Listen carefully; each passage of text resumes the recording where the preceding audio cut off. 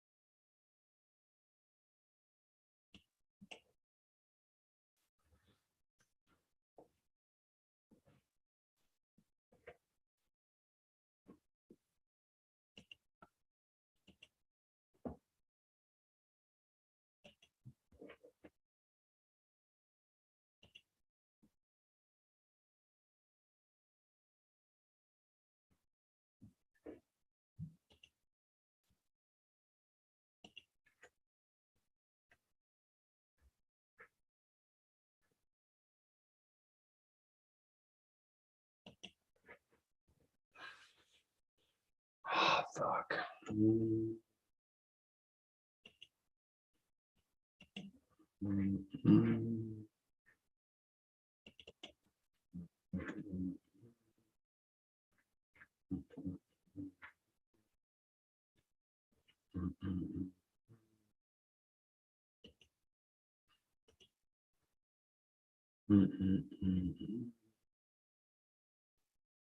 Yeah.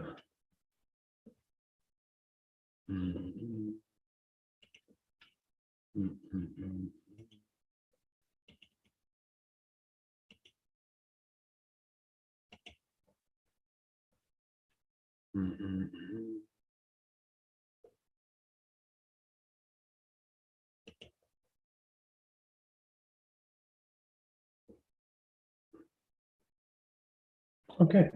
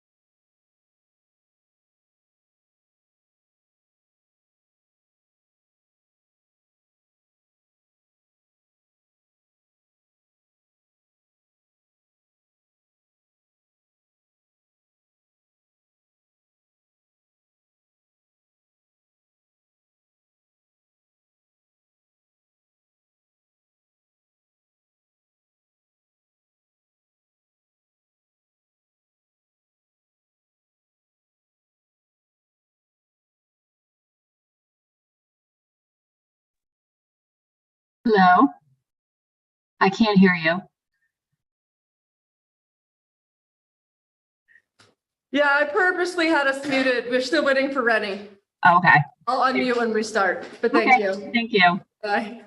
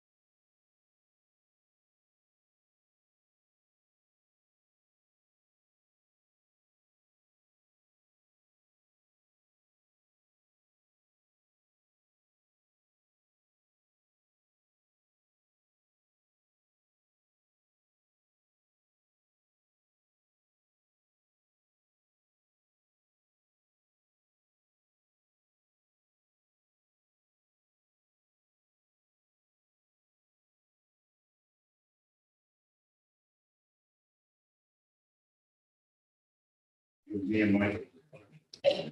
You got one.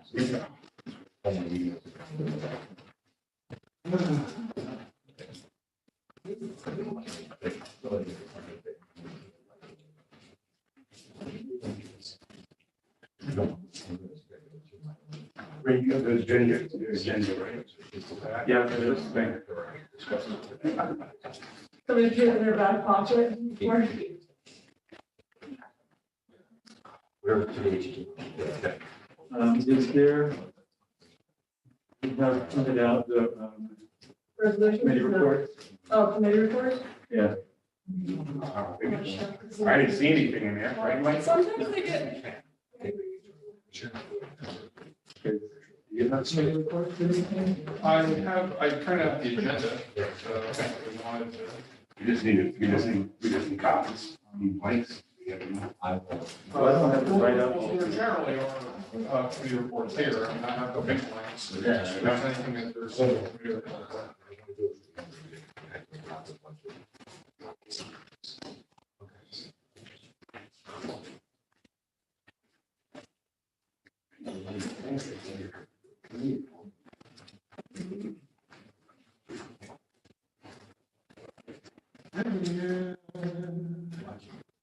You practicing for Carolyn? It's good. I when I decide on this, we're still sitting here now. There we go, Chrissy. It's gonna be a little. I gotta be at work at 5:15. How's that going? Oh, good. Like for. Tomorrow, well, yeah, tomorrow we'll get. Like, oh. Hey. Tomorrow's pretty fun. Nothing tomorrow, even tomorrow. Oh, noon, not me. Rumors. Lisa, did you have any committee reports in it, please? I can't find them. Well, if John. Excuse me. Yeah, there are some committee reports in the. I'm looking for ones that are already written up. 'Cause I don't have, there's like 20 reports. You don't have it, there isn't a file, there's a stack in the majority leader's office. Tony and I both looked and did not see it. Me, she's probably seen blank ones, but we're looking for written ones. I didn't even see blank ones. I got blank ones. For finance? Yeah. So can you want to just go over? Yeah, we'll just go off the ones that John has. We printed out the whole shebang here. Are you gonna still be blank to me before it's done? Yeah, probably.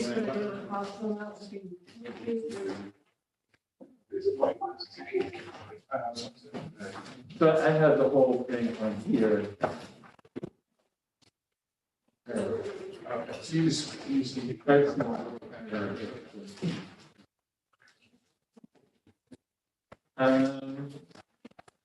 But I'm thinking Rico would, in Rexburg. Three.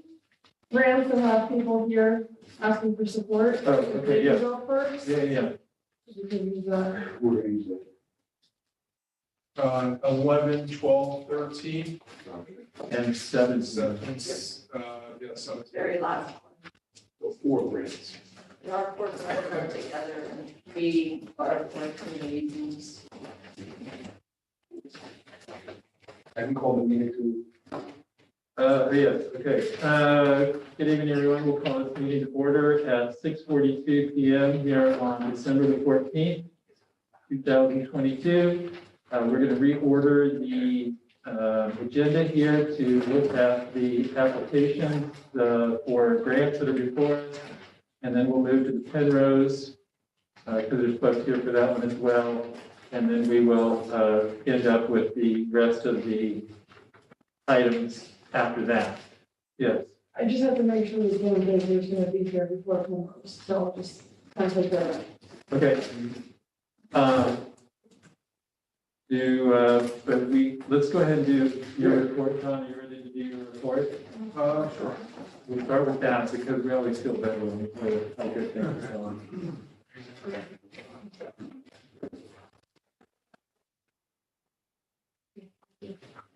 Okay.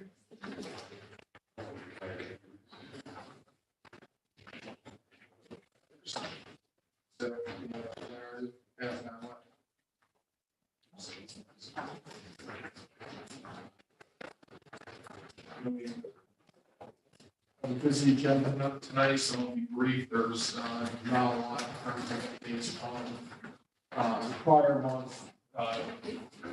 We talked about inflation is creating pressure on our expenditures. We are tracking about where we were last year. We have certain accounts that continue to track high over time, our utility accounts. I do have a printout here on the revenue side, sales tax, that picture's coming in light. We're currently projecting nearly $3 million over 2022 budget. We have a half dozen payments left. So my expectation is that number's not going to change a lot from this point out. I do want to point out the inflation, as you all know, you read the news, you hear the news, it is slowing down. We have a cumulative, just a 1% increase over the last 5 months. So that's down considerably from the prior months where we're tracking almost a percent a month. So we're 1.0 for 5 months. I've given you some updated investment balances. Our contingency balance prior to this meeting is just over $196,000. Very good. Thank you. Sure. If you have any questions on the details, call me, email me. All right. For Dan, application for the 2023 DOT Bridge New York Program Grant. Want to sit up here, Ruben, or? Did you say Bridge, New York? Yes. Bridge, New York is a DOT grant opportunity that is for culverts. And we have 3 culverts near the 12 Hill Creek that are in pretty dire need of upgrades. So we would like to apply to receive funding of $1.5 million to upgrade the 3 culverts, and we're just requesting a resolution to endorse the grant application. Great. Any questions for Ruth Ann on that one? And they're one hospital, you said? Yes. So the estimated financial impact at this point is $0. Do you have a motion to discuss? Motion. Davis, second by Michael Ruggieri. Any discussion? If not, I'll call for the vote. All in favor? Aye. Any opposed? Passes unanimously. Michelle, you know, Yeah. No, she's really out of it. Next is the application for the 2023 Empire State Development Store New York Communities Program Grant on behalf of Hartford. we're going to sit around here. We're going to do all the time. I'm sorry. I didn't see it. Sorry. We have 3 applications for Restore New York right now. So I'll just give a little brief overview of the program, and then we have representatives here who are available to talk about their own projects. So this is the second round in the last 6 months for this program. And it's through the Empire State Development Agency. And the grant applications are due in January, I believe on January 27th. And they do require a municipal resolution in order to apply and go along with the application. And it's for projects in which from the municipality in which the project is located is the source of the resolution. So we have 3 Kingston projects right now. And our court, we have Stefan here. Stefan, would you like to just describe your project? Well, I'm from Artport Kingston, which is this gallery or actually cultural center down in Arundel. We want to relocate. We were or are depending on the landlord situation there. It's also not clear what happens with this building. We're in Cornell Street. And if we've been nomads in the area, we were in different places, as you know, in the city of Kingston. Now we purchased a place created an LLC, which is in 80 Smith Avenue, corner Grand Street. It's a lot of about half an acre. It was a drive-through bank before, a bottle, and then a bottle collection station. Then it got abandoned during, we owned it already, but then the people who ran the bottle thing abandoned it. We short notice turned it now into artist studios, but our vision is to to anchor there and not be nomads anymore. We want to create a cultural center for art production, art presentation, art workshops, affordable art spaces, a flexible sort of market-like structure, which allows for different usages, on different budgets, to present culture. Lori DiChiara, the director, and me, we come out of the art world. We come from Berlin, Germany, and moved to Kingston quite directly. Moving up in the world. Glad to hear that. Where? You're moving up in the world. Well, we do, yeah. I always compare Kingston to Berlin, really. And we believe Kingston is in a very good spot, but we get so many requests from young artists. Where can we work? Is there an affordable workspace? We have 2 studio complexes we run. One is down in the rundown as well, which we lease from Iannucci, which is not a good move because he is upping the rent every year. So we can almost not do it anymore. And then we want to put everything into this location. We want to also renovate it or like rebuild and build new with a building permit and everything. The facility with solar cells and everything we have already planning started. We have first drafts. We're in the first stage of planning. We didn't hand in yet a building permit, but that's going to come. And we hopefully would like to be ready to start our project. By end of this next year, we'll probably break ground, hopefully, going through all the planning stages. The zoning is right. We have P5 flex zoning. So we have a flexible zoning for doing all of the stuff we wanted to do. And we're hoping to get this grant. We co-finance, we have savings, we have already a loan application. We're doing it with 2 other loan applications. So gathering enough money for this project, which is a volume of around about $1 million, probably more. I would say 1.5 million. That was just a thing when we wrote the application. We had not all the estimates yet. It's when you get the estimates, you think, oh, we should actually up it a little. And so that's the reason for that, a permanent place for this. Great. Any questions?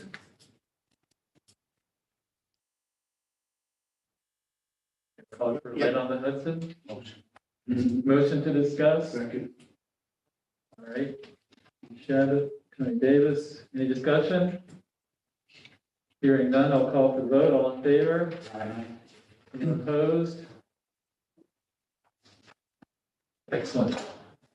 Thank you, sir. We appreciate it. We're excited to hear what you have. Me too. Can I leave for first? Yes, you can leave. All right. Unless you want to. Good place to stay. I might stay a little because I'm curious. Now, because It's on TV, so. I'm still learning. Thank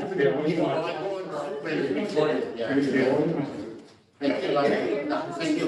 Thanks. All right, thanks. Who's the next one? You have the next one on Yep. your preference.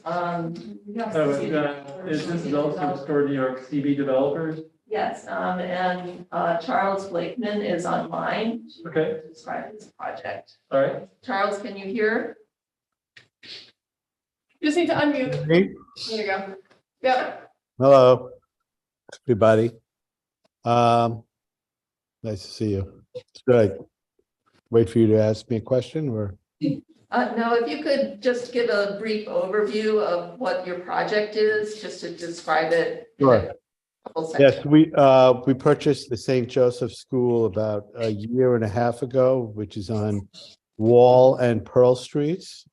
It's a 4-story commercial building with a convent, a little house next door, which is a 3-story sort of large house.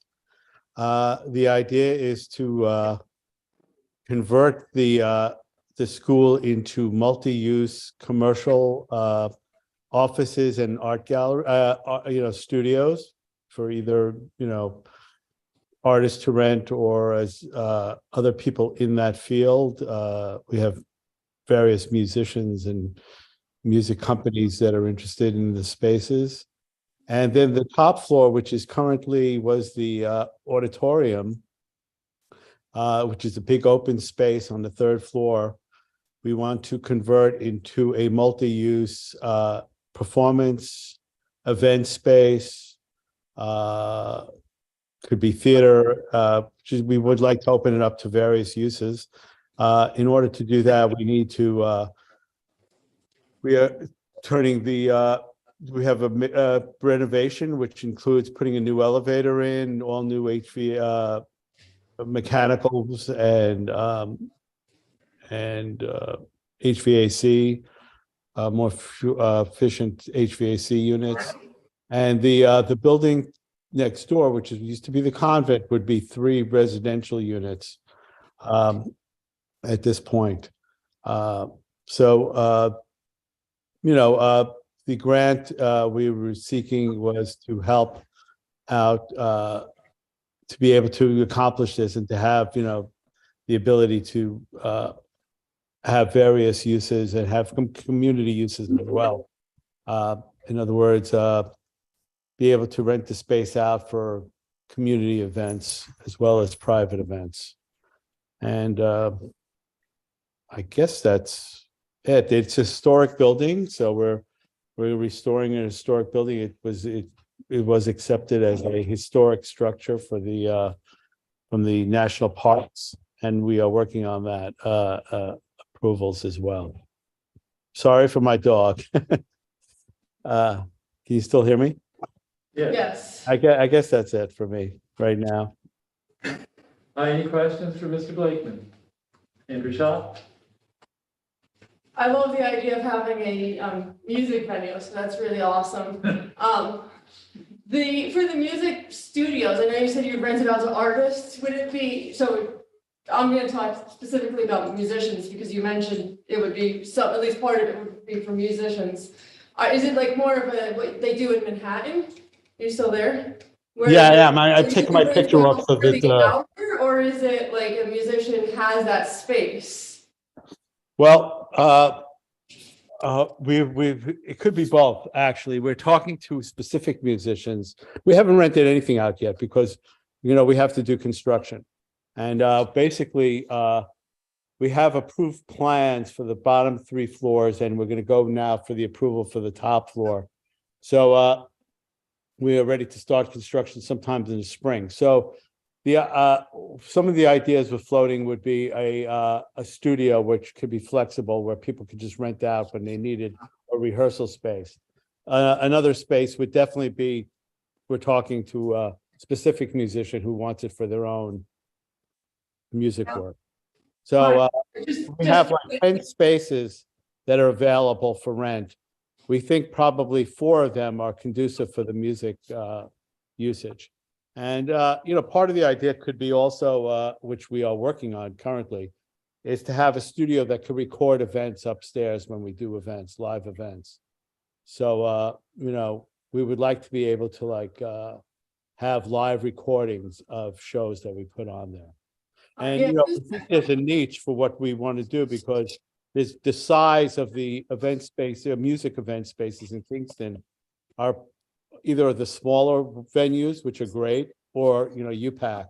And this would be somewhere in between. So we could, house from 100 people to 400 people, up there. So. Yeah, I'm a musician by trade, so that's why I'm asking, not for me, I don't need the space, but just because I could see that would be a need to, have a space that people could rent for a few hours. And yeah, you're right, there's no place in Kingston that has that medium size space. So it's really hard because the small spaces are too hard to make money. The big spaces are too hard to fill. So well, and that's why, having it become a flexible space where you can do multiple things like, like private events and also maybe theater as well, because there is a stage and all that. So we are definitely designing it in a way that we could have that kind of multiple usage. Can I ask another question? For the 3 residential units, are these going to be market rate? Yes. All right, that's all I have. Any other questions? Hearing no other questions, and I'll call for motion to discuss. Michael Lavieri, second Steve Shabbat. Any discussion? Hearing none, I'll call for the vote. All in favor? Anyone opposed? Support passes. Oh, hold on, let me read it. Sorry.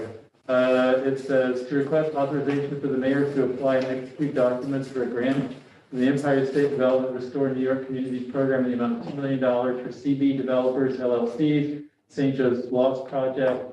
The CB Developers LLC is responsible for the required 10% match, $250,000. All right. Thank you, Mr. Blake. Thank you very much. Thank Thank you, you. everybody. Have a good night. And then the last one, the other Restore New York grant. The last one St. George State is, and Custer County. Yes, it's Archibald Hudson and Jim Huben is here, right behind you to talk about this project. And I saw Tim Wiedemann came in. The county is actually submitting the grant application and Tim is involved with that. So I'll turn it to you to describe. Thank you. I'm Jim Huben. I'm the Director of Strategic Planning for the Archibald Hudson. And we have a great spot located over on Cornell Street. I don't know if you're familiar with it. It partially houses our offices, and we have a newly developed art center and area that has economic development pods in it, if I can get a plug in. Anybody that wants to come over and take a tour of that facility is more than welcome.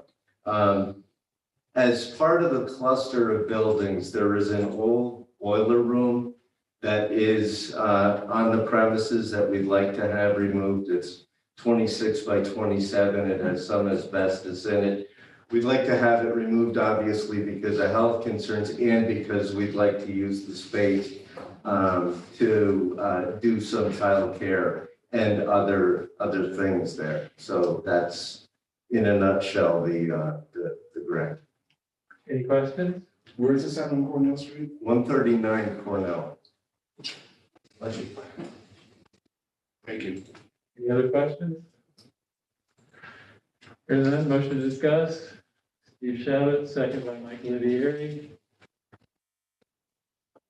The report reads to request endorsement of Ulster County's application on behalf of Archibald Hudson for a grant from the Empire State Development Restore New York Community Program for the boiling removal project. Archibald Hudson is responsible for the 10% requirement up to $10,000. Estimated financial impact to the city is $0. Any discussion? Hearing none, I'll call for the vote. All in favor? Aye. Anyone opposed? Motion passes unanimously. Great. Thank Thank you very much. Thank you, Dan. Yes. You want me to just get Emily's real quick before we go to panels? Does it matter? Yours doesn't have a financial impact, does it? Nope. Let's do yours real quick. Sorry. I have on my committee report too. It is number 8. Yeah, but the other people aren't here. Thank you.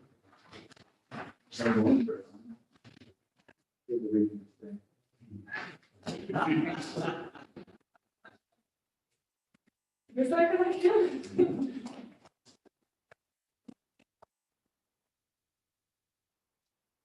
All right, Emily, tell us what's up. The bottom line is this is a 0% transfer. It's, let me say it this way, anything we spend on this grant is fully reimbursed by the State Department of Health, so it's zero financial impact. This is coming about because the budget years for the grant are different than the city's budget year. So when I opened up POs for them in this budget year, I have to have those finances in my account. But the contract year for the State Department grant ends in May. So it's a May to June contract. So our budget's just on. Those beautiful administrative thing. Yes. Yeah. All right. Any questions for Emily? Hearing none, I'll call for motion to discuss. Steve Shabbat. Mike Olivier, second. The report reads 2022 budgetary transfer request in the health and wellness budget is $44,791. Expenses will be reimbursed by the New York State DOH creating Health and Schools Communities Grant Project with no financial impact from this transfer. Any discussion? Hearing none, I'll call for the vote. All in favor? Anyone opposed? Passes unanimously. Thank you, Lincoln, for what you do. We really appreciate what you do. All right.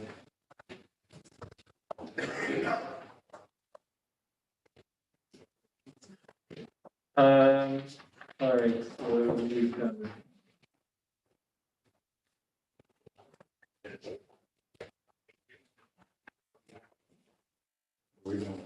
Number one. Well, I think we can go to Penrose. Is that the other one with this here? Yes, are we good with that? Good. Bill, speak there. Oh, right. Oh. All right. So,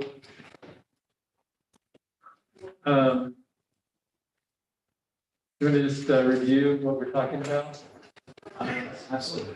So last month, we submitted an application for a pilot agreement, included a resolution and a draft agreement to the committee. Point, gave a presentation last month and question and answers during the presentation. We're just here to answer any further questions or if the committee is ready to vote on it. Very well. All right. So I believe there are some questions. Any questions? Michael's here. Also, Barbara, you're here with us right now, right? Barbara Grace Waller.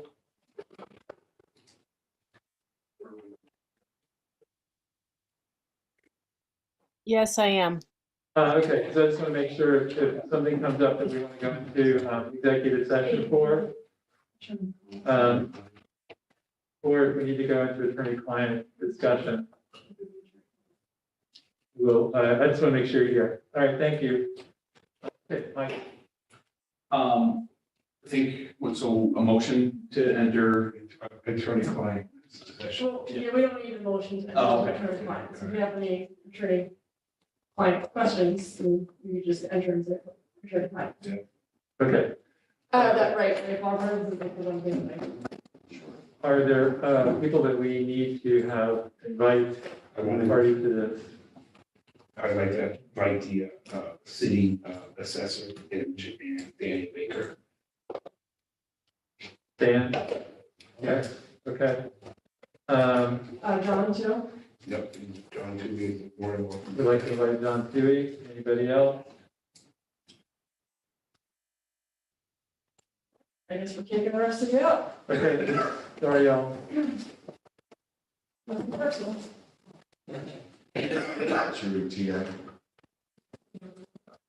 So Dan Baker, I'm going to text you the number. I'm here, Lisa. I'm in the room. I came Okay, I'm sorry, upstairs. I don't see you. Okay. You have Is that everybody? Oh, I need to. Okay, so I'll dial into the number. Okay. We'll call you back in yesterday. Got my phone? Barbara, do you have the number? Since it's just you, do you mind just calling my cell phone? I'll put it on speaker. I think that works better. Sure, that's fine. I'll mute myself here. Okay, and I'm gonna turn this off, or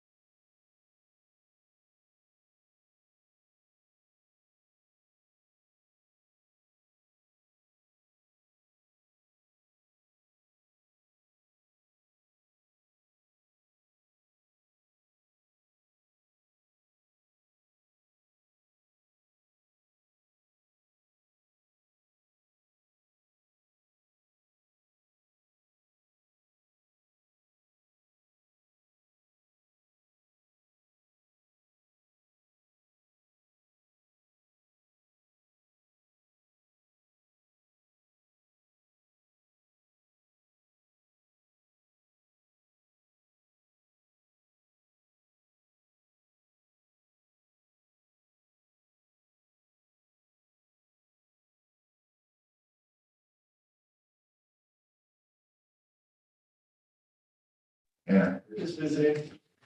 All right, welcome back. We have finished an attorney-client session. Now we want to go into, we're going to have somebody will make a motion to go into executive session for potential property-related matter that could substantially affect the value of the action being discussed. Do I have a motion? Tony Davis. Second, Michael Olivieri. All in favor? Aye. Anyone opposed? Motion carries. We will now go into And executive. we're inviting Dan Baker and the assessor and our comptroller, John, to be back into the session. Thank you. And yes.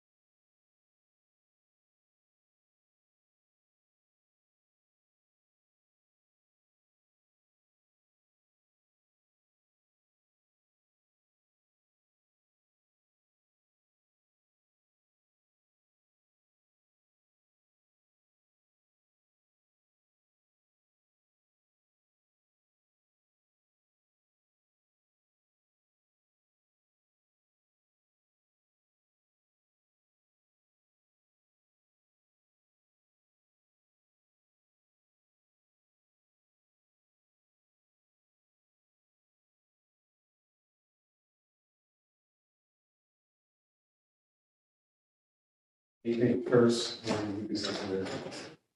I just want to go over something. You were not. You're not. Let's go. Oh, okay. We're live. You want to do, we get down to budget transfer or something, financial impact, it's a block. Yeah, 3 through 7. Yeah. 3 through 7, get it on. We're clocking.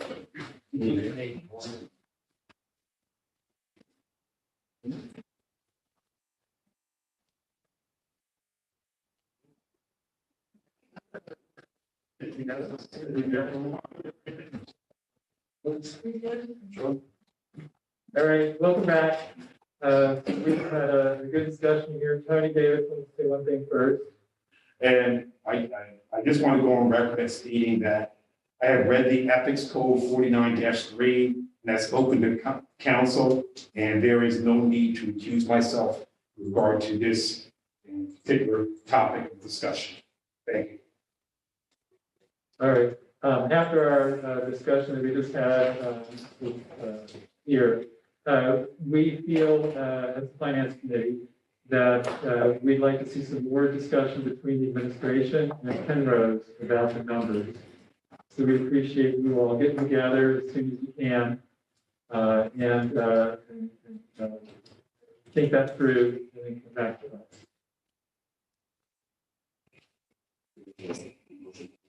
No, we don't have to vote because it's not It's no old business. yeah.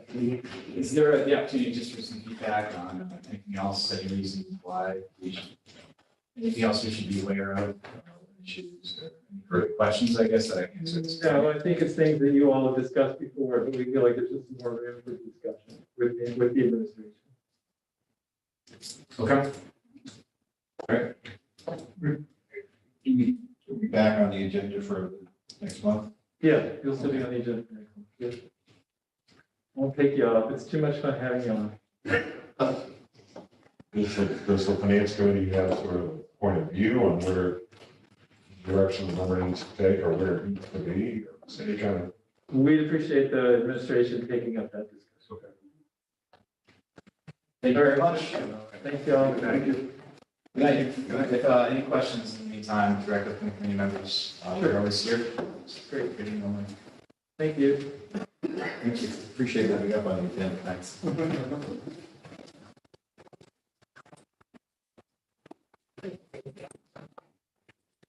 All right. Budget transfer.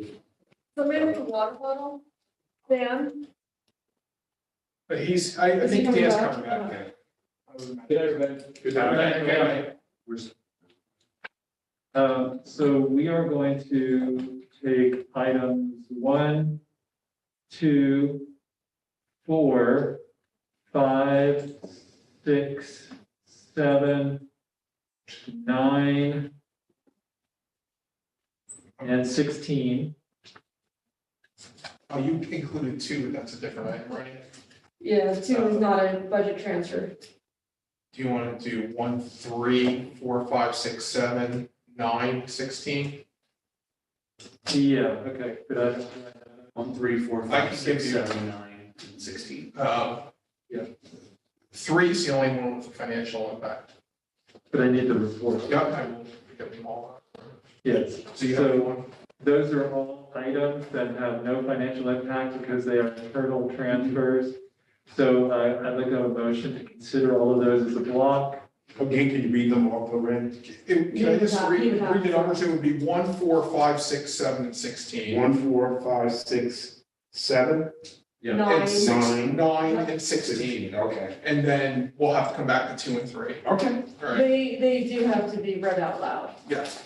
I will pull each one. Each one.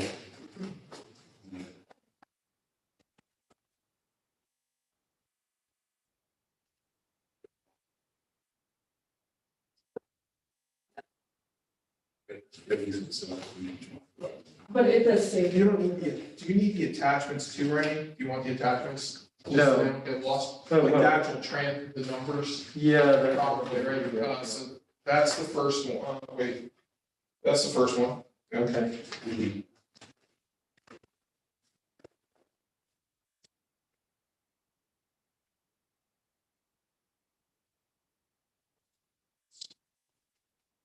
I can't, well, I wanted to talk about it.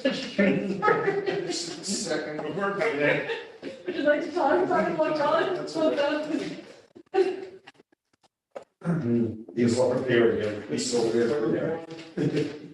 He's outside practicing. Sorry, taking your steam here. Well, I told him I wasn't gonna study, I was gonna take off today to prep. And he's like, yeah, we're going to find you. So. Poor Ed. Fire. Yeah. These. This is police transfer. And comptrollers.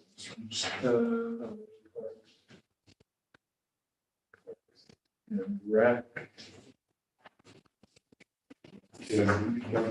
Rec planning, team planning, PA, and then controls. Right, so it's number 1, 4, 5, 6, 7, 9, 16, a total of 7 transfers.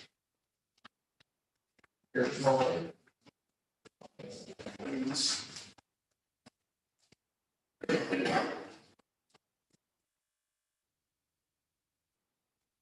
Elise, are you there?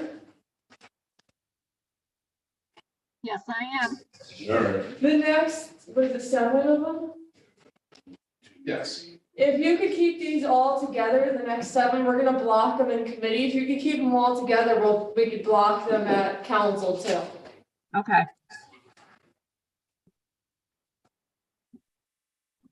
And I'm just gonna repeat it back to you. 1, 4, 5, 6, 7, 9, and 16. Correct.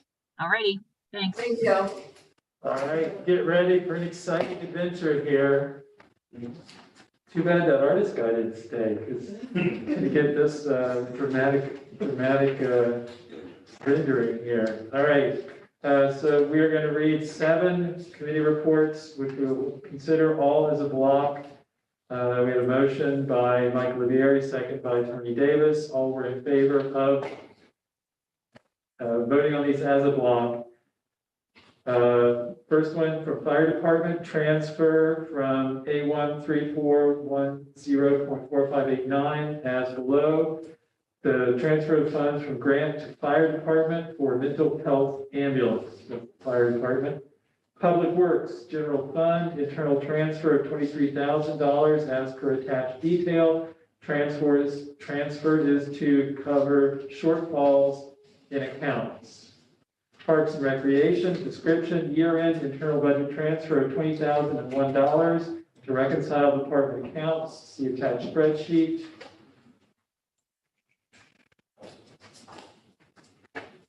From Planning, authorize fiscal year 2022 budget transfer for part-time employee lines. Increase budget line, landmark part-time employee by $4,465. Decrease budget line, planning part-time employee by the same number for 0 financial impact. Shade trees also from planning, description, budget amendment to FY 2022 shade tree account for cost overrun for street tree planting. Increase budget line and shade tree contracted services $100. Decrease budget line shade trees dues, avenues, and fees $100. Next is from police, description, first round of year-end 2022 budget transfers, no financial impact.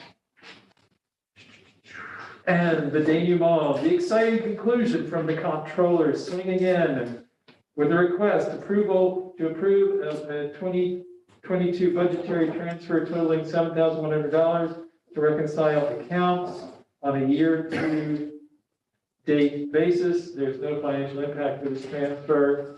Do we have a motion? Tony Davis, seconded by Mike Olivieri. All in favor? Anyone opposed? Now, do we have to sign each and every, we have to sign each and every one of these? No.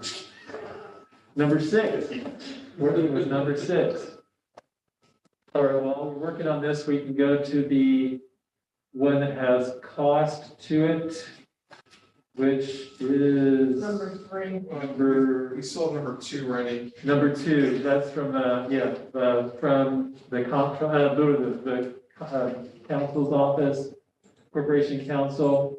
This is a request for removal of fees for 371 Albany Avenue. Committee report for it. All right, I believe this is one of these things that has happened before. This is from Corporation Council authorizing the return of the sum of $5,200 vacant building fees to the Rondout Savings Bank. Said sum having been paid by the Rondout Savings Bank to the City of Kingston in payment of the 2022 City of Kingston General Tax Bill on February 11th, 2022 and April 14th, 2022, as per the attached 2022 General Tax Bill for 371 Albany Avenue, SBL 48.302-2-19. Property owners Joshua Stratton Rayner and Ashley Stratton Rayner and Richard Rayner.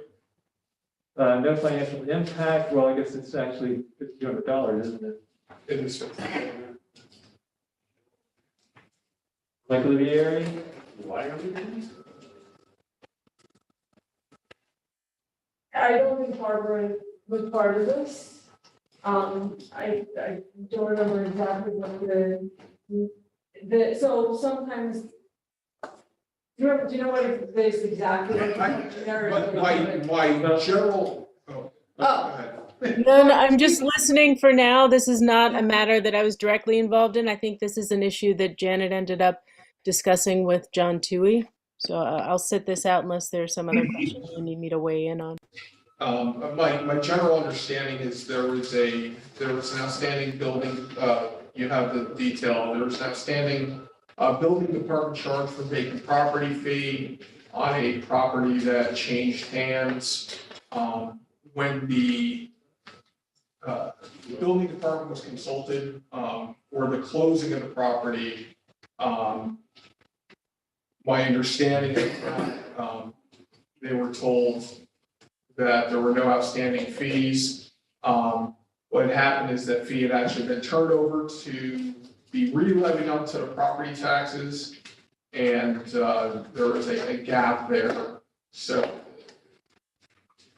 there was an understanding basically, there was a miscommunication where the fee, I believe, was communicated as it had been paid when it actually hadn't been. And then it ended up on the tax bill of the new owner.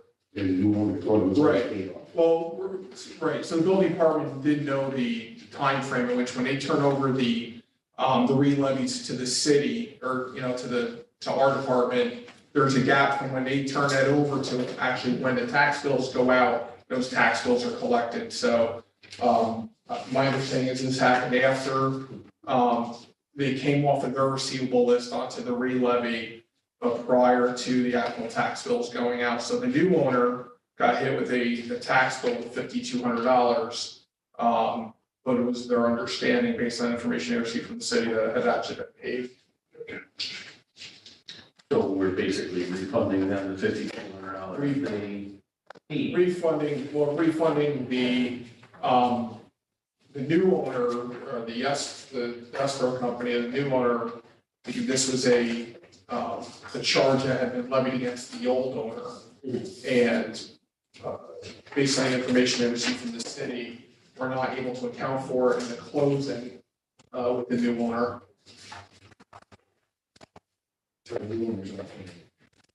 Well, the new owner, their escrow company paid it, right? So now, the new owner has stated that now their escrow payment's gonna go up because, the tax bill was $5,200 higher than was expected. Okay. That was number 2? Yes. Number 2, right? Yeah. Do we have a motion to discuss? This is number 2? Yeah. The one about removal of fees or reimbursement or return of. Do we have a motion to discuss? Davis, second by Steve Shabbat. Any discussion? Hearing none, I'll call for the vote. All in favor? Anyone opposed? The motion is passed unanimously. And then the last item. I picked the last one. 14, proposed fee schedule. Number three. I don't like number 3. Oh, okay. No. Barbara is listening. That's fine. That's not a fee that comes to my office directly. I told you she was listening. All right. Barbara, do you need to tell us anything about this one?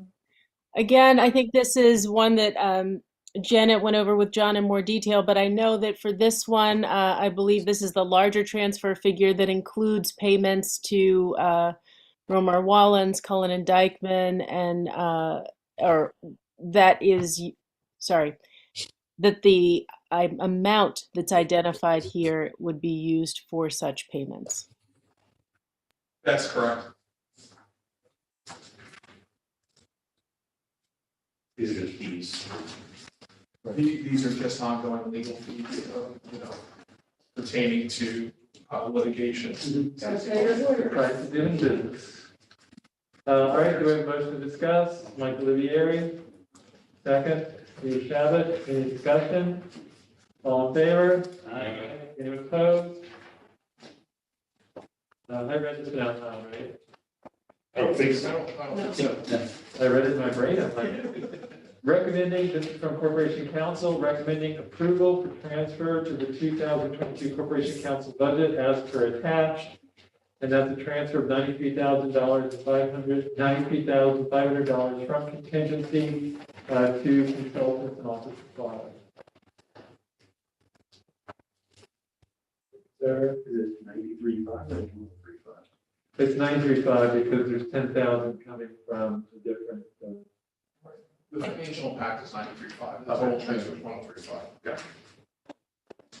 You said it's number 9, 10, 10, and 14, 14, 15. 15.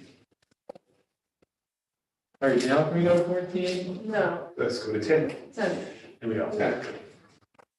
Oh, property tax exemptions for ADUs. Woohoo! Bartek, are you still awake? Yes, I'm here. Sorry. And Dan's, Morning. I think, gonna do this on Zoom. Oh, Dan's gonna join us on Zoom, okay. I think so. Good, what's going on with this one, Bartek? All right. So good evening, everyone. So under real property tax law 421F, we can exempt the increase in assessed value attributable to an improvement. It's a partial exemption. And we are suggesting enacting the 421F property tax exemption for the creation of new attached accessory dwelling units. I'll note that other municipalities in New York State have adopted, have taken advantage of 421F. We have not. These other municipalities have generally not placed restrictions, meaning they have allowed property owners to use the 421F exemption for all residential improvements, capital improvements for residential structures. We are being quite specific here in that we are targeting it specifically for the creation of accessory dwelling units. I believe, that accessory dwelling units can play a role in alleviating our housing shortage, and that we should be doing what we can to encourage their creation. And this is one tool that the city has at its disposal to do so. If Dan's on, I'll also let him say a few words. Dan Baker, are you here? Or there? Are you here there?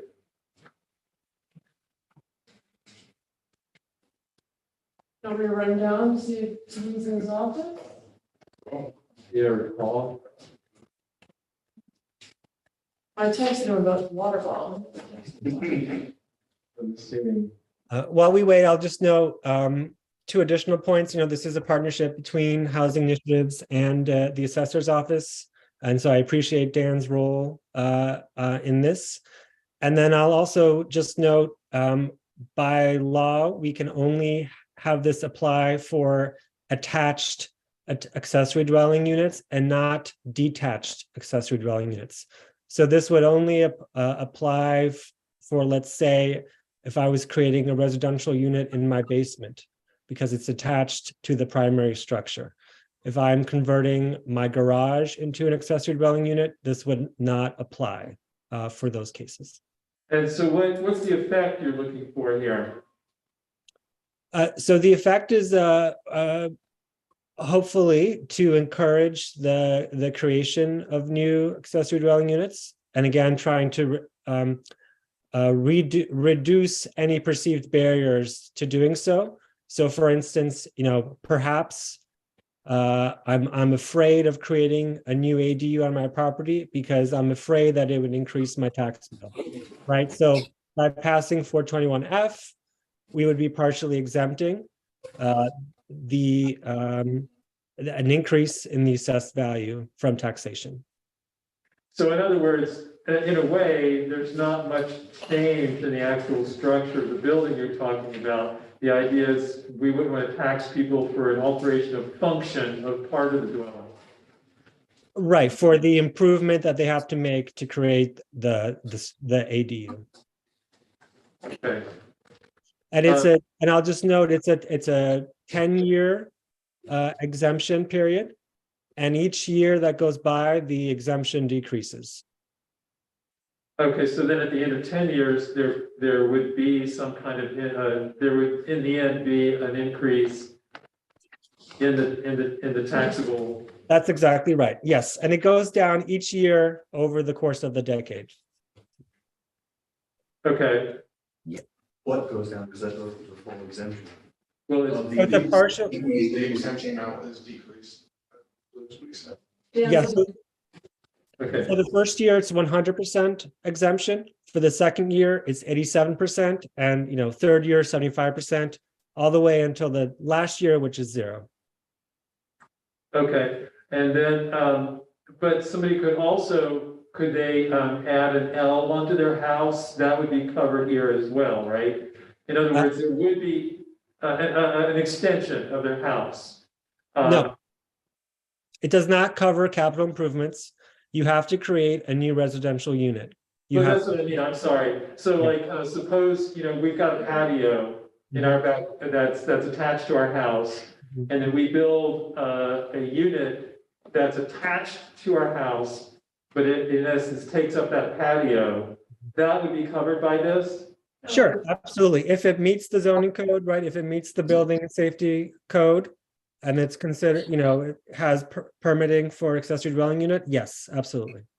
And then with these sorts of changes, particularly if you were extending the footprint of the house, would that have to go before the planning board? Well, currently, yes, the creation of an accessory dwelling unit would have to go before the planning board. Okay. And then, but if we pass the new zoning law that we're looking at, do you happen to know off the top of your head whether that would require planning board approval? As drafted, it would likely not require planning board approval. Okay, thanks, Mike. Yeah, so is there gonna be a maximum size we could do on this? Like, could someone build a 3-bedroom?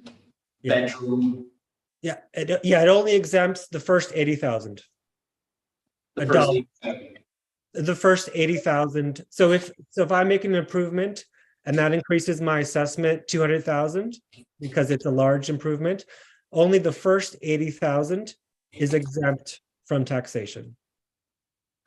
Okay. And it has to be used for a rental dwelling, right? Right.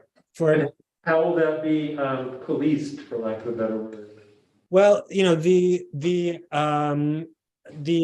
assessor's office would be in charge of handling the exemption and ensuring that it's enforced.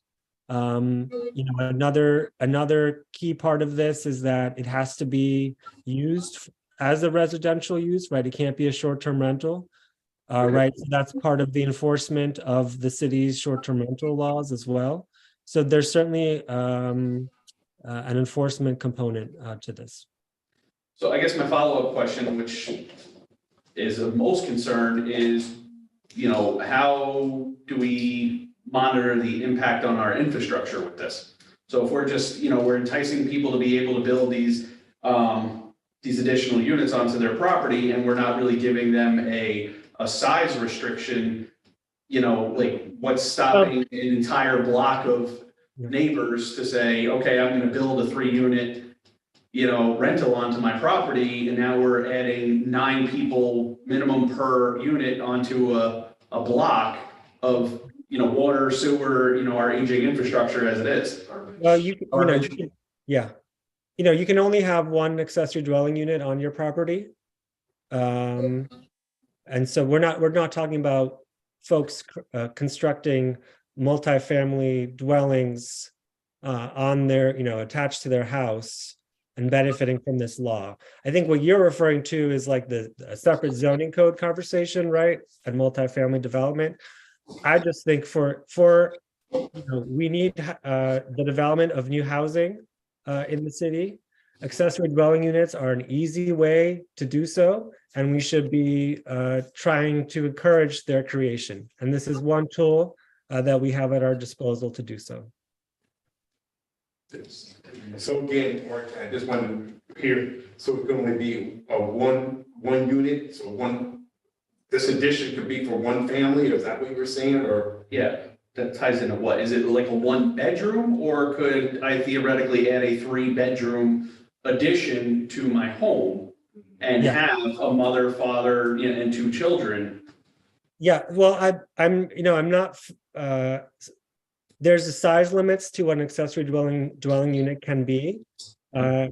So, you know, I don't think a 3-bedroom accessory dwelling unit would be feasible or realistic under those size limits. That's what I was gonna say, is it's an ADU under the code. Okay, so whatever was allowable under the ADU. Can you speak up? Yeah, so it's an ADU under the code, right, Bartek? So whatever the code is allowing as an accessory dwelling unit, specific, this is an accessory dwelling unit, then that's what would be allowed.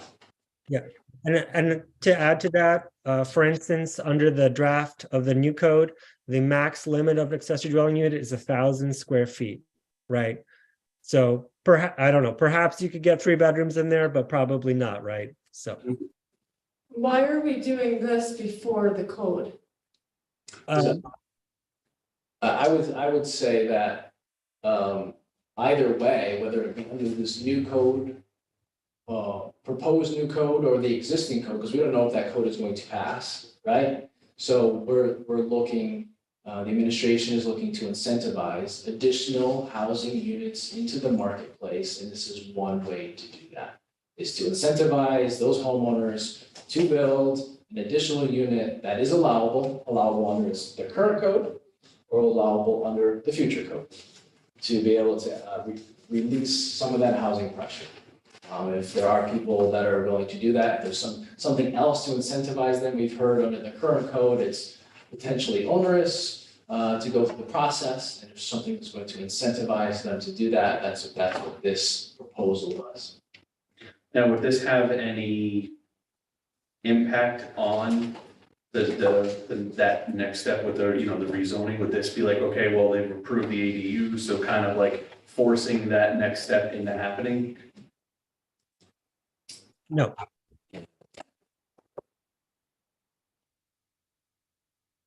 Yeah, again, I just see it as another tool to increase our housing shortage here by, again, as they're saying, incentivizing people to say, I can build this, I got this 1,000 square feet that I'm not utilizing. Maybe this is an opportunity for me to get one person, maybe 2 people in this unit here, and help out with the housing shortage and also help me out as well. So I think it's a step in the right direction. Without a lot of sacrifice on our part. Yeah, without a lot of sacrifice, without, you know, someone trying to create a 3-story building onto their house and building above their garage and build, you know, this is like, it has to be attached. You know, you have that extra deck back there, you know, that you're not utilizing the patio. I can close this in and make this another 1,000 feet, make this another, potentially where somebody can come in have a place to stay. I'm thinking about looking at my basement. Any further discussion or questions rather? Anything else to say, Bartek or Dan? No, thank you for your patience. You don't snatch defeat from the jaws of victory? We thought you were kidnapped. No, Getting worried. yeah, I was just the other one talking, I apologize. Can you clarify what actions needed in terms of, Yeah, what what's- reading committee report? We don't have a committee.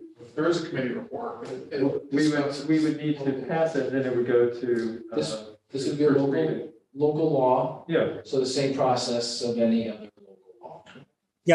I'll also just note before, if you pass it tonight, before it can go to common council, we would have to do a public hearing Yeah. that I would host. So that would also be necessary. Wait, there has to be a public hearing. the committee or the local law process, which would be the mayor's doing?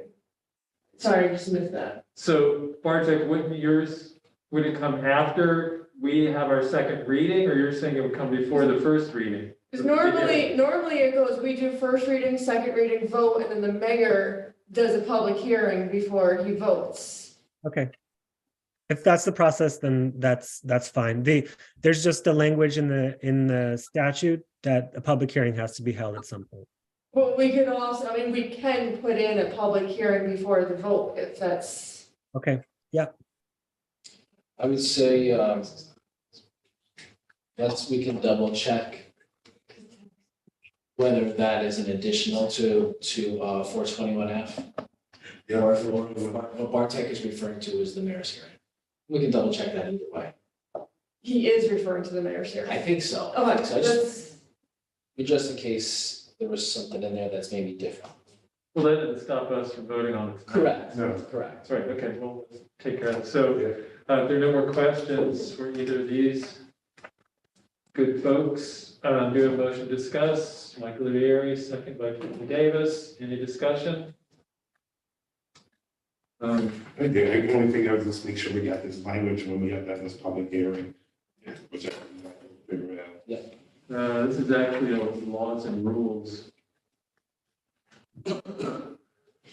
Yeah, because of the tax exemption, I felt it was appropriate to put it in finance.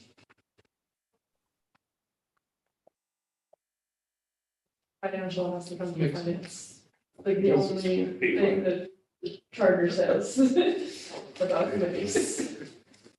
We still got 3 more to go, right? 3? About 3, yeah.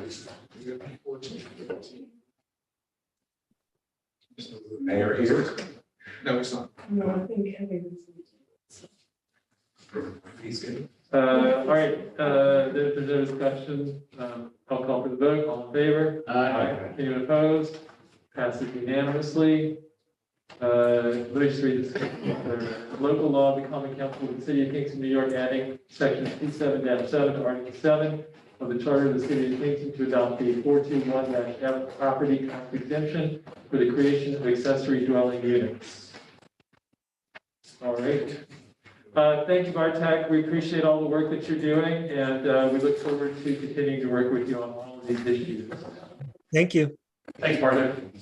Dan, thank you. You too. You can go. Is that your water bottle? It is. Dan, I just hate to see your dreams.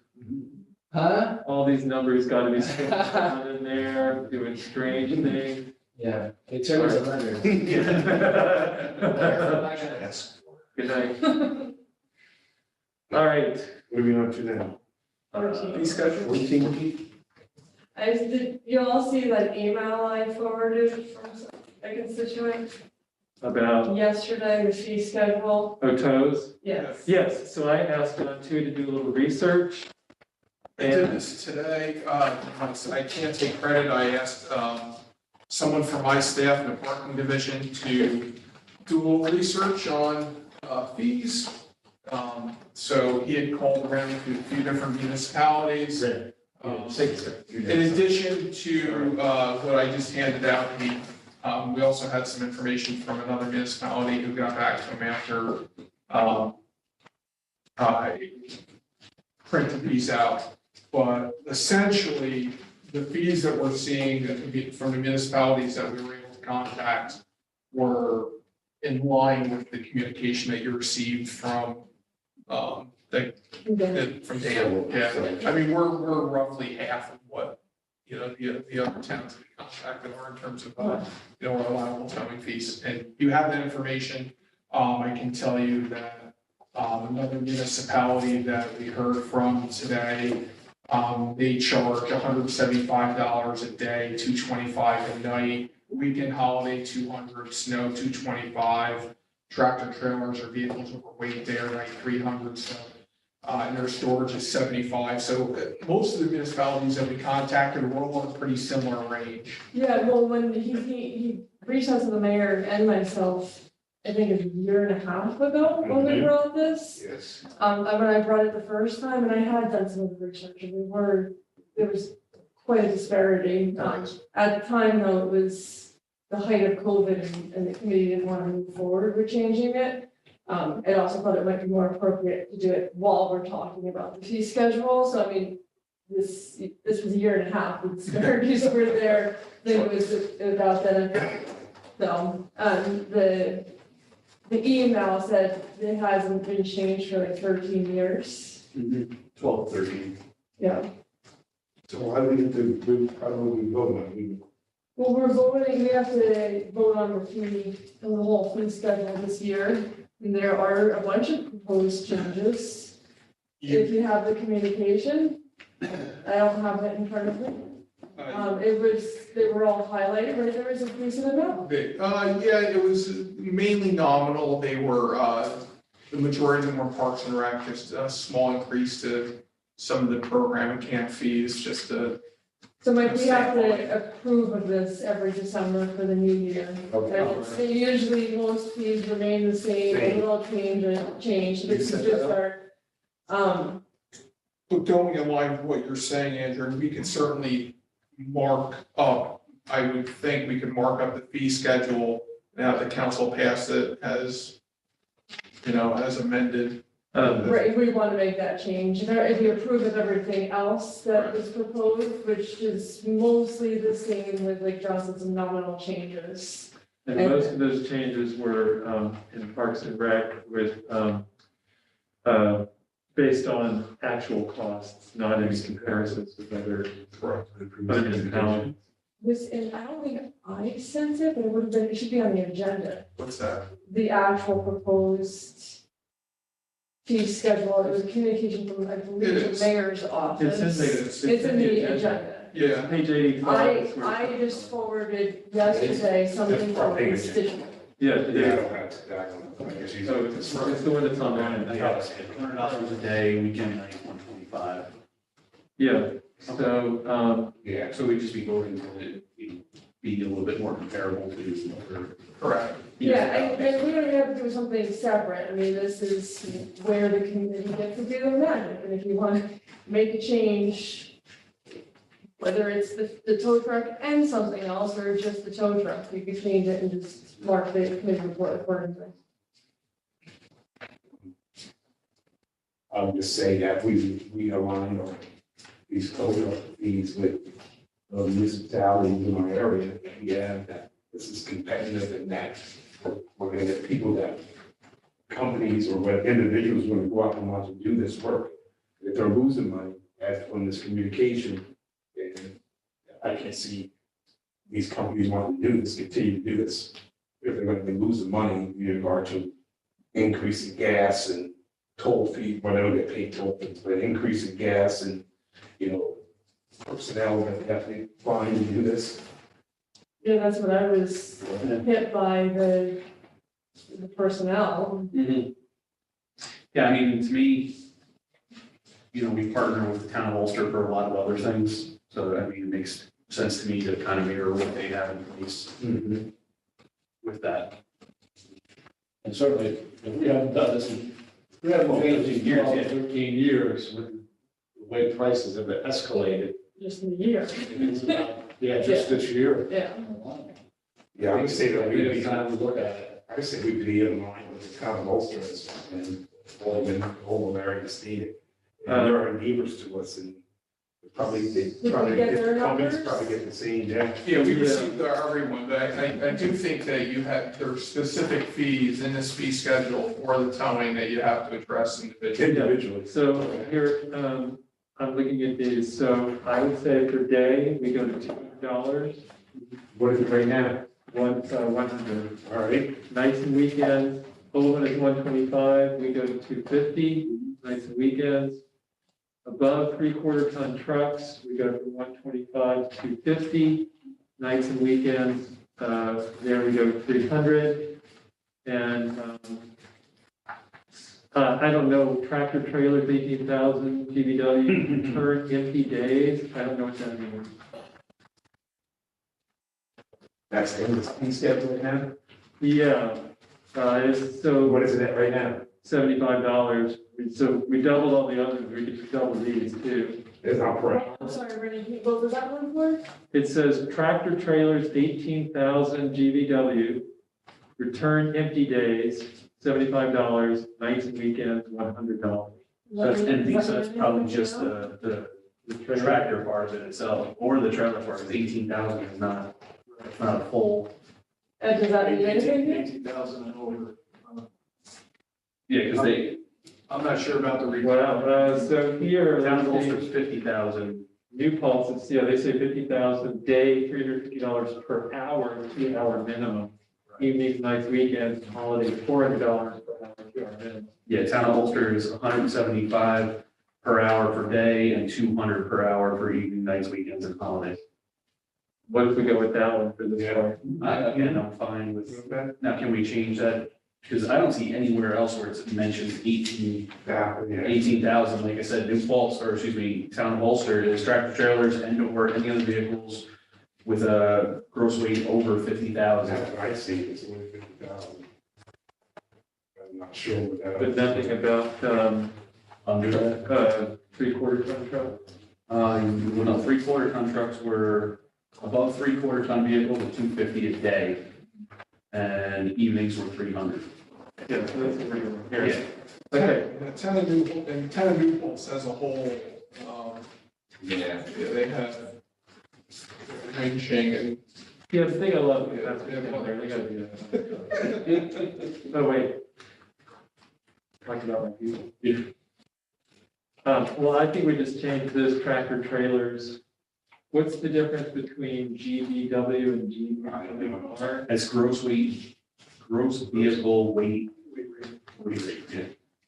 But so, is this distinction between 18,000 and 50,000? I mean, that's a big jump. 18,000 and over is typically a straight job truck where it's, it's less than what a tractor trailer would carry. But a tractor trailer is specific, it's 2 units. So it would basically be from a medium to large size dump truck up into a tractor trailer. It's from 18,000 to 50,000. Do you think there's a suitable distinction then, that we should have 2 categories there? One for 18,000? If I was a tow company, I would probably want something like this. Okay. So then what we could do would be just double this tractor trailers 18,000 GVW, and then add a second category that would mirror New Paltz's. So over $50,000. I mean, over 50,000 pounds. Yeah. $350 per hour, 2-hour minimum. Evening, nights, and weekends. $400 per hour. 2-hour. No, just as a FYI, that's way more than town of Ulster. Okay, I'm not. So could me. Yeah, I'm just saying, I don't really care, but I mean, if we're trying to mirror a lot of what the town of Ulster does, like you, same numbers, town of Ulster is day 175, New Paltz is 350. That's over 50,000. Yeah, for both of these. Well, they're per hour. In our code right now, that isn't referencing hour per hour. Yeah, but so town of Ulster would be 175 day per hour, New Paltz is 350 per hour with a minimum of 2 hours. Evenings, Ulster's 200, New Paltz is 400. Yeah, I would stick with as close to the town of Worcester. So we can still have that distinction, like, because that is the thing for 50,000 over. So we're just saying 18, we're gonna double their fees, 50,000, we're just gonna mirror the town of Ulster fees of 175 and 200. Okay. Okay. Are you writing that down, John? Yeah, I'm trying to catch up. Well, how should this be? We could do this in one committee, or would it be easier to do it in two? Committee report. I don't know, do we have? We could just do, I mean, we can do it. I was just thinking.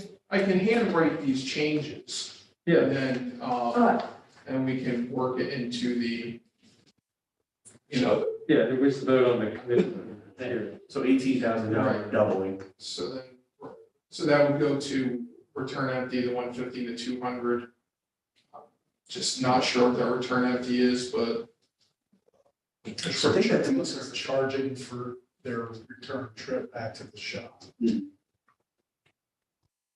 Tractor trailers and.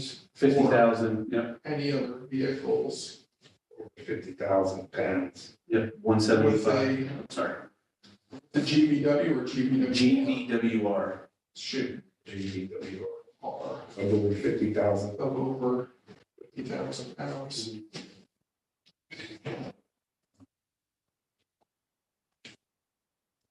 $175 per hour. 175 per hour. Evenings, nights, and weekends and holidays, $200 per hour. Evening. Nights, weekends, and holidays. 200 per hour.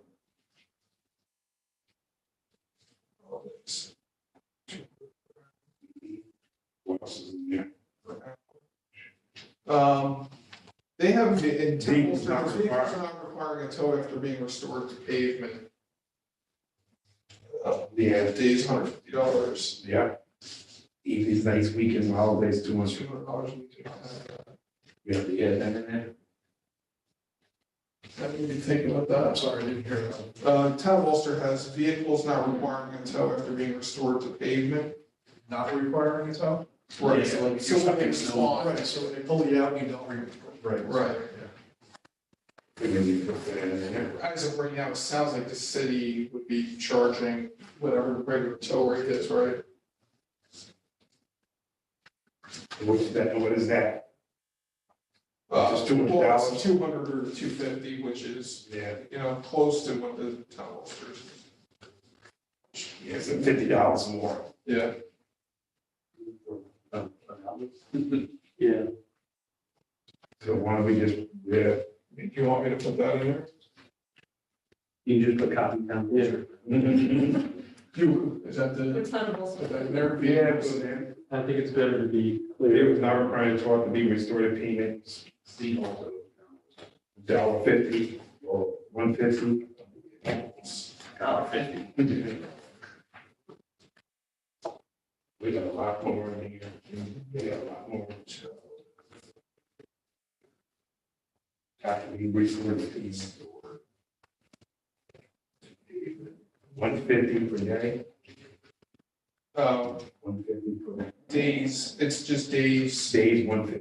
1 days, 150. And this is even nights, weekends, and holidays too.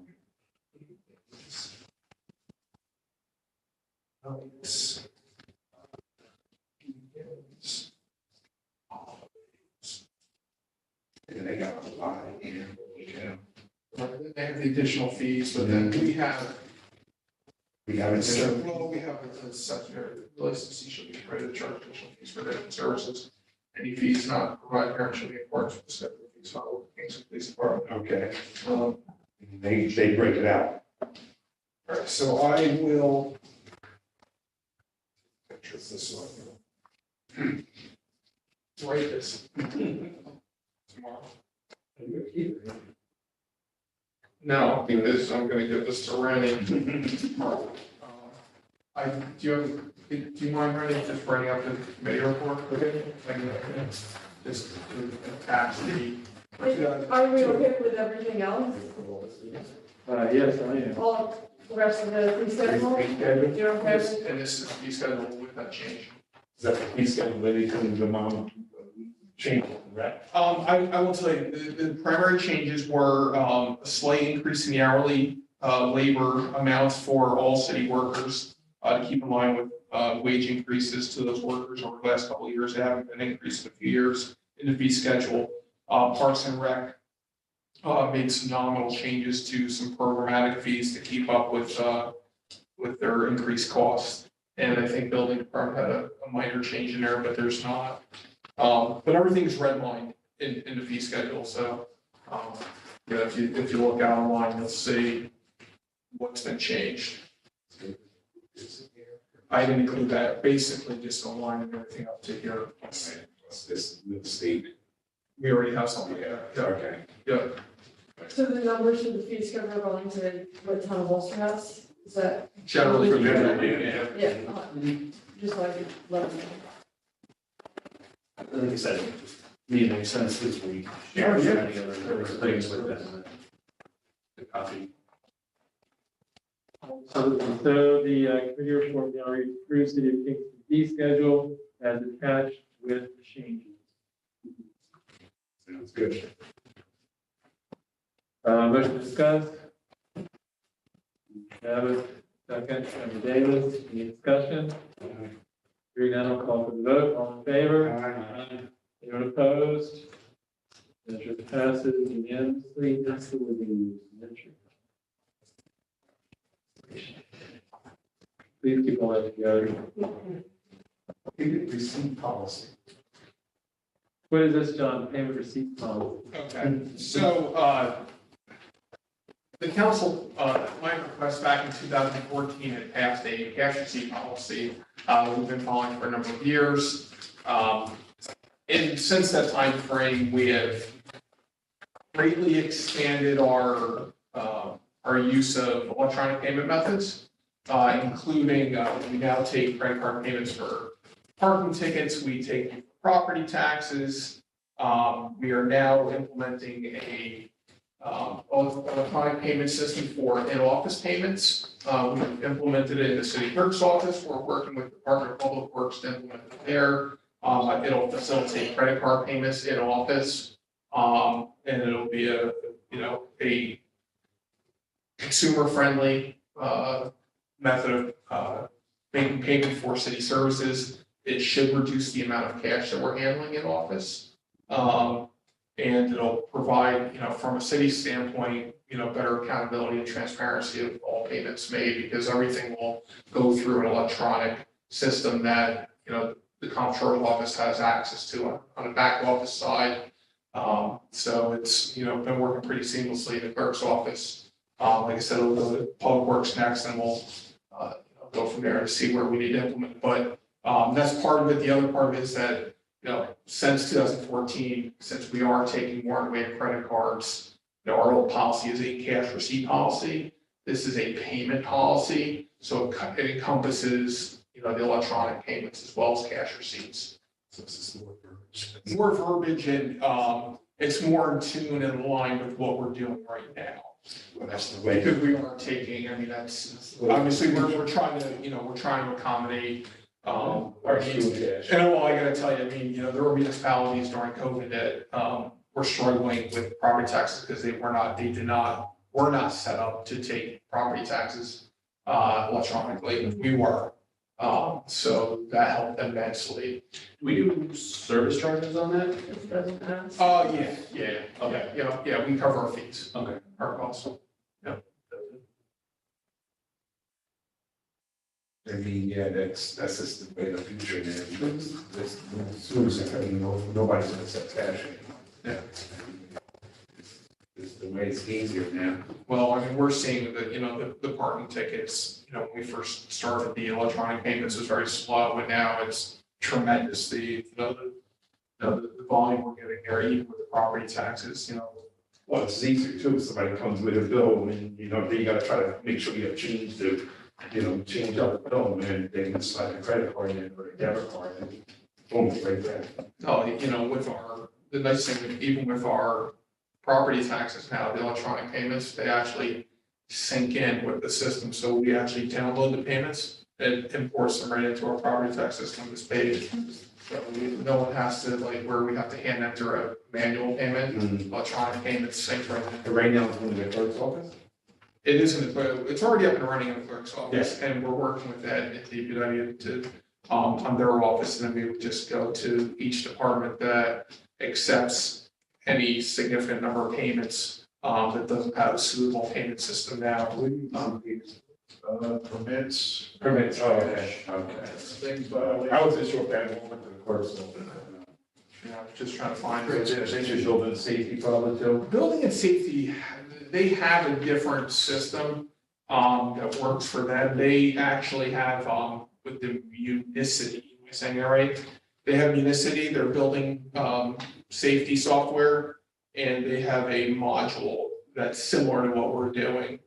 But the difference between that is that their system actually links in with their permitting and everything. So like, this is kind of like a back office system that doesn't necessarily link with, you can't like click, I want to fill out this, I want to apply for this permit, and then it, okay, here's your payment, and this is what it is. This is more of a,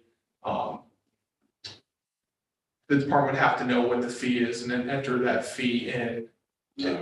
Like their system, like we have some proprietary systems, our property tax is a proprietary, our parking is proprietary, our building is proprietary, where it's all encompassed into one, you find your parking ticket in the system, and then it brings you to the payment processing. This is for everything that doesn't fall within that, like if you want to pay for your birth certificate, then the clerk would have to decide, okay, what is it? Okay, it's birth certificate, it's $40, or it's this, or it's $20. But it's basically for your low volume transactions, that.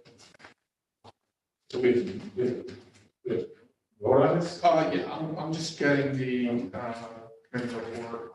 I'm not good at multitasking sometimes, so I'm talking, I'm losing my place in my notes here. I'm trying to just talk. Yeah, this is the whole agenda that I'm fishing out the committee reports. I'm just trying to find my sole business. I heard this. At least we're gonna go business. Oh, we did one already. We're gonna build one. All right. The committee report reads, adopt attached payment receipt policy and repeal cash receipt policy adopted by the Common Council on 7/1/14.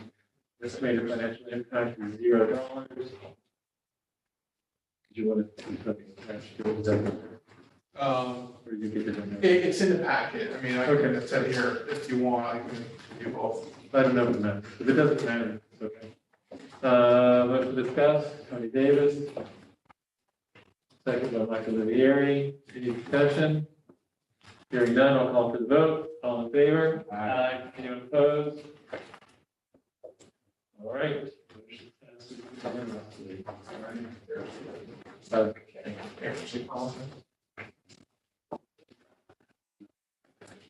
Are we touching? We did all this, we did Penrose. No. And you're tabling the second one too, right? Yeah. That's what I'm. Yeah, I'm gonna have any final revisions done by like next Tuesday. And it's to comptroller's office and So both old business will remain old business. So at least if both old business will remain old business for next month. Alrighty. John, you looking at No. Did you do the, No, I have copies.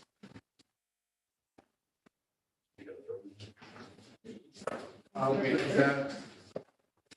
Yeah, New Falls Town Officer, Yes, fine. Beacon. Yeah, fine. Thanks to your office, Virginia. Yeah, thank you. That was Vinnie Perry, he had a couple hours in that morning, so. thank you, Vince. all right, anything else? No. Then I will assume everyone here voted to adjourn. Yes. Adjourn at what time? 8:55. Bye, thank you. Thank you. Thanks, good night.